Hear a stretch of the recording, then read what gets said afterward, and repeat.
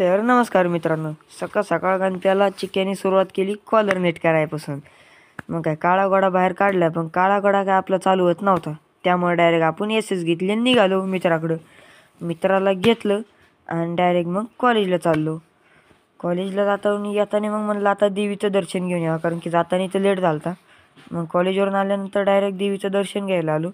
पहिलं गणपती बाप्पांचं दर्शन घेतलं, नंतर आपल्या देवी आईचं दर्शन घ्यायला चाललेलो. देवी आईचं दर्शन दाखवलं आणि त्या आजी जेवढ्यात म्हणले, तुला कळत नाही का, मोबाईल खाली ठेव. मग काय लगेच मोबाईल ठेवला आणि दत्तांचं दर्शन घ्यायला आलो. आणि दत्तांचं दर्शन घेऊन म्हणलं आता माघारी घरी जावं. तिथून मग काय आपली एसकडं आलो, घेतली गाडी चालू केली आणि निघालो डायरेक्ट घरी.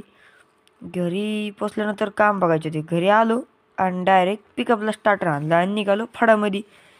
ते कावळ्या म्हणला मी नाही येणार. म्हणलं नको येऊ बाबा, मी लांब चाललो आहे. तिथून डायरेक्ट फडात आलो, गाडी भरायला लावली. गाडी मस्तपैकी आपण भरली आणि मग गाडी भरून आलो डायरेक्ट घरी.